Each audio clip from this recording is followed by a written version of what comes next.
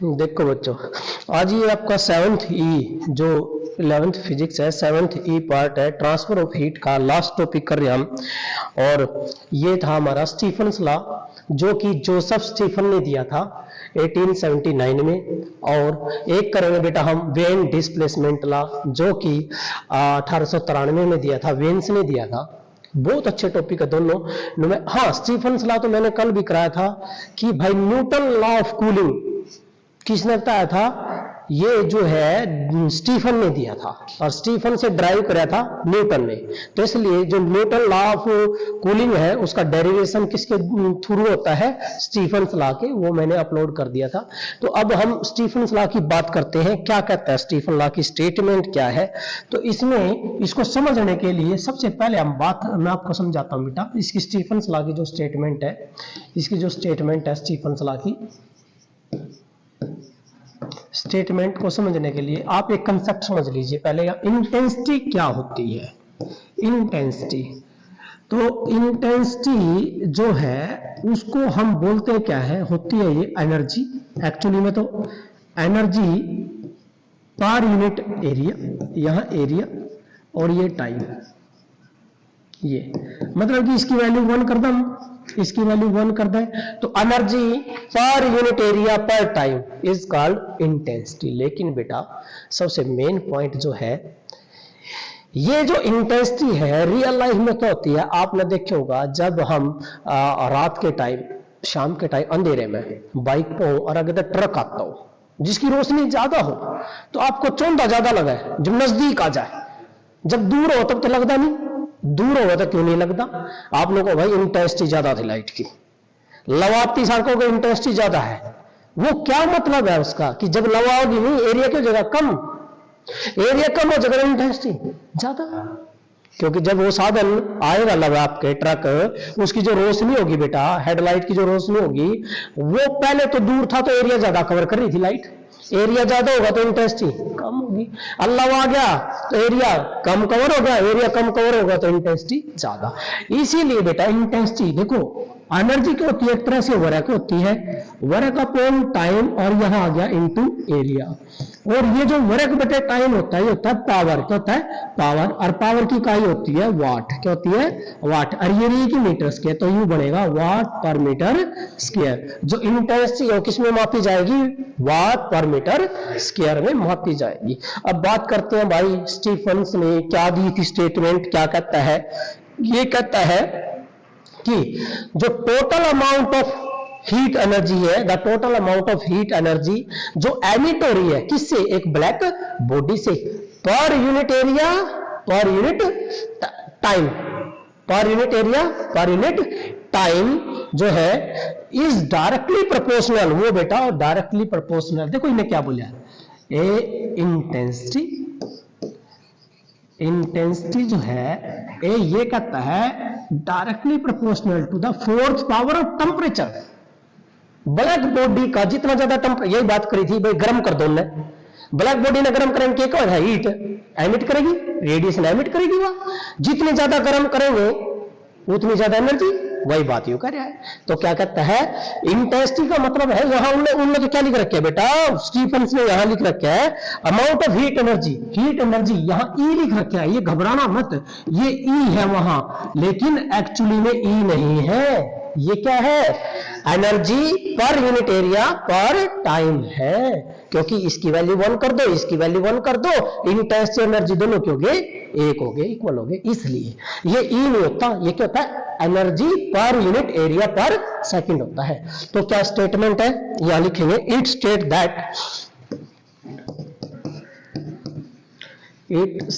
That. इसकी statement क्या थी? ये जो intensity of the amount of, ये जो है it state that the amount of heat energy, amount of heat energy, the amount of heat energy जो ई है, ये ई बेटा, ये ई अमाउंट ऑफ हीट एनर्जी कैसे?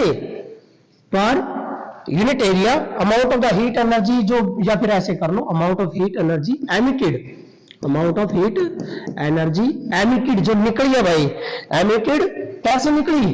पर unit area emitted per unit area और per unit time, per unit area और per unit time. Amount of energy या इंटेंसिटी, जो इंटेंसिटी ऑफ रेडिएशन है emit from a black body, ये सीधा लिख सको, दो डेफिनेशन लिख देंगे कोई बात नहीं।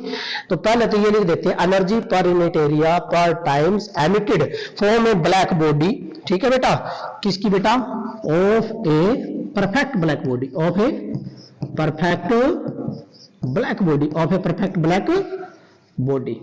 देखो स्टेटमेंट बनेगी, the amount of energy emitted per unit area per time of a perfect black body किसके डायरेक्टली प्रोपोर्शनल है, उसके टेम्परेचर की फोर्थ पावर के, उस ब्लैक बॉडी के टेम्परेचर की फोर्थ पावर।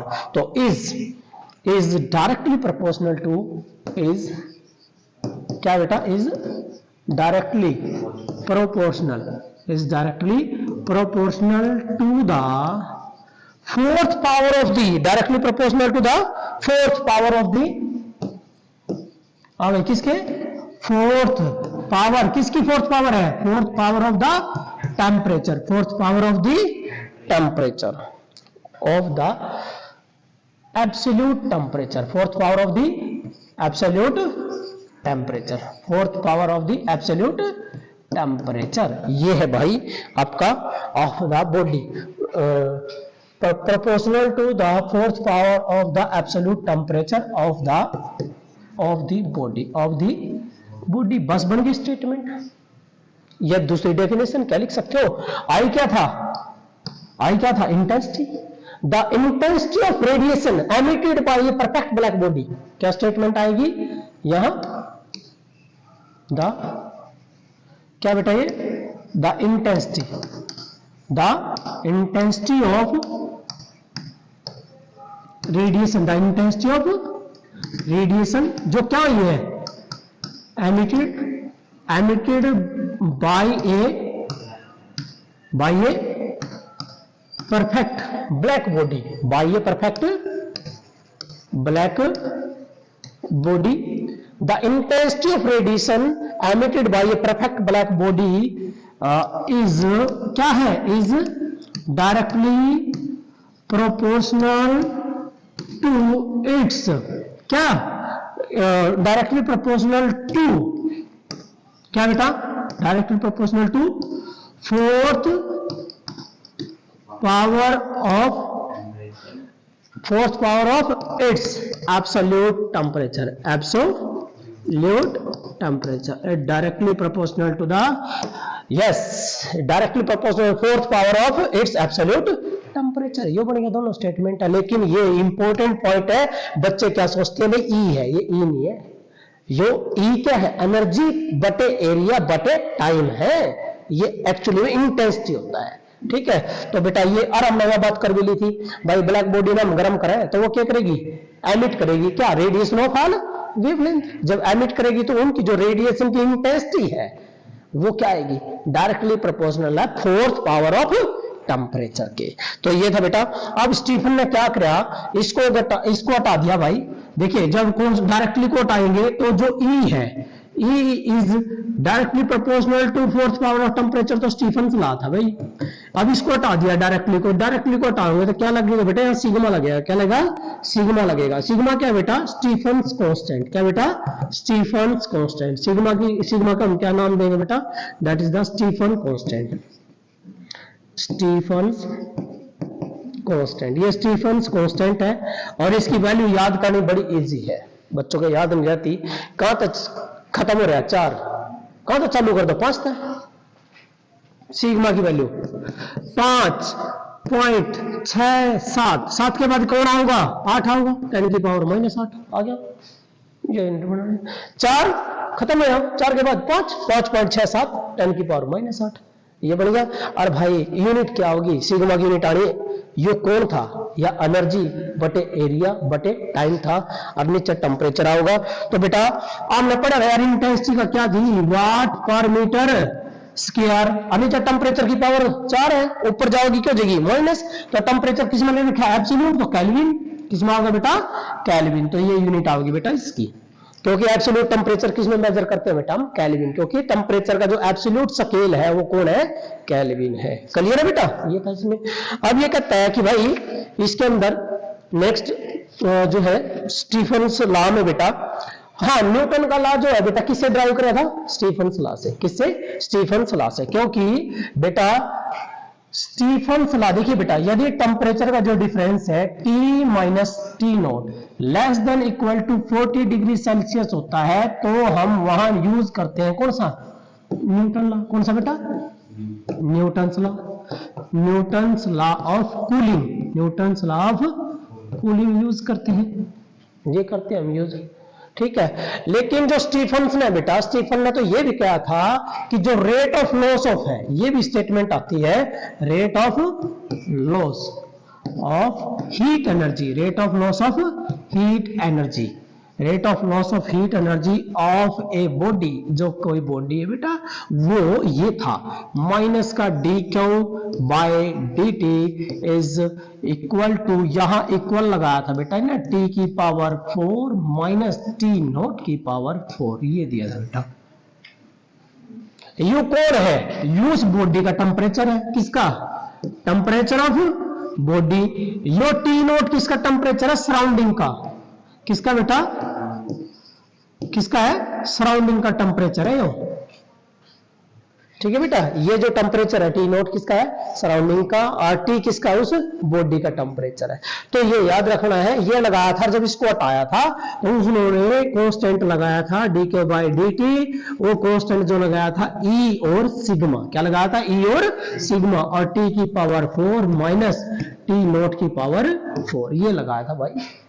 ये जो है कांस्टेंट था, ये स्टीफन कांस्टेंट था, और ये कांस्टेंट है बेटा, और ये था emissive power of the body, क्या है, emissive power of the body, black body की जो है इमेजिव पावर है, और ये क्या था, स्टीफन कांस्टेंट। ये था आपका स्टीफन लॉ को स्टेटमेंट आ जाती है ये वाली, rate of loss of heat energy of a body is directly proportional to the difference in the temperature. कौन सा temperature, difference in the fourth power of the temperature of the body and fourth power of the temperature of the surrounding, इनके बीच में जो difference आएगा उसके directly proportional आएगी। Rate of loss of heat, इस माइनस का मतलब है बॉडी क्या करिए बेटा, लॉस करिए, हीट एनर्जी लॉस हो रही है। तो ये था इसमें बेटा।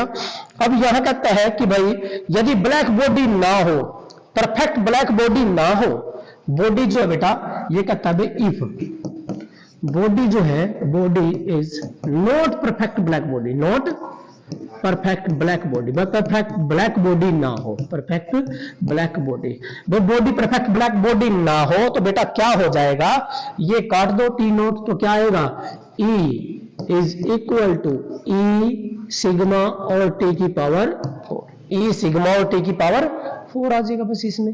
ठीक है बेटा, ये जो है आपका टॉपिक आ जाएगा इसमें, क्लियर है बेटा। उसके बाद मैंने बोला था भाई सेकंड कंसेप्ट में क्या बेटा, वेन डिस्प्लेसमेंट। देखो बेटा, ये जो डिस्प्लेसमेंट वेन डिस्प्लेसमेंट लॉ है, वेन्स ने दिया था, जर्मन फिजिशियन था, ये फिजिक्स का साइंटिस्ट था बेटा, जर्मन। तो इसने क्या बोला था कि ये हम सबको पता बेटा, स्टीफन्स लॉ में जैसे मैंने कराया आपको कि भाई जो ब्लैक बॉडी है उसको हम हीट करते हैं तो उसमें से रेडिएशन निकलती है बेटा, इट एमिट द रेडिएशन, और जो रेडिएशन एमिट करेगी मैक्सिमम इंटेंसिटी की रेडिएशन, मैक्सिमम इंटेंसिटी की रेडिएशन होगी, उसकी वेवलेंथ ये रही लैम्डा एम। ठीक है, तो is inversely proportional to the absolute temperature of the black body. तो ये स्टेटमेंट है बेटा, वेन्स डिस्प्लेसमेंट लॉ की स्टेटमेंट क्या है, the wavelength of the maximum intensity, yes wavelength of the maximum intensity of emission of a black body is inversely proportional to the absolute temperature of that black body. अब इसको हटाओगे बेटा, directly proportional को हटाओगे तो constant लगेगा, that constant is B, small B. इसकी value क्या है बेटा, देखिए क्या वैल्यू है, 2.892 10 की पावर -3 और मीटर केल्विन। कैसे बेटा, वेवलेंथ की देखिए बेटा क्या यूनिट बनेगी, बी की यूनिट बनेगी बेटा lambda M into T. Lambda M means wavelength है मीटर, और टेम्परेचर की बेटा केल्विन, एब्सोल्यूट टेम्परेचर की यूनिट केल्विन होती है। और ये जो यूनिट है, ये वैल्यू है बेटा, कई बार कंपटीशन टेस्ट होते हैं, उनके अंदर एग्जैक्ट वैल्यू बतानी होती है, ये वैल्यू आपकी आ जाएगी। ऐसे ही मैंने पीछे बताया बेटा, ये रहा आपका जो है वेन डिस्प्लेसमेंट, ये आपका स्टीफन्स लॉ में स्टीफन कांस्टेंट की वैल्यू ये थी बेटा, आप कर सकते हो। इसके लिए क्या था, 4 से बंद हो रहा है तो 5 6 7 5.67 10 की पावर -8, और यूनिट ये वाट था, और ये जो है टेम्परेचर की केल्विन 4th पावर थी। तो ये था आपका टॉपिक जो है वेन डिस्प्लेसमेंट लॉ और स्टीफन्स लॉ +1 फिजिक्स का।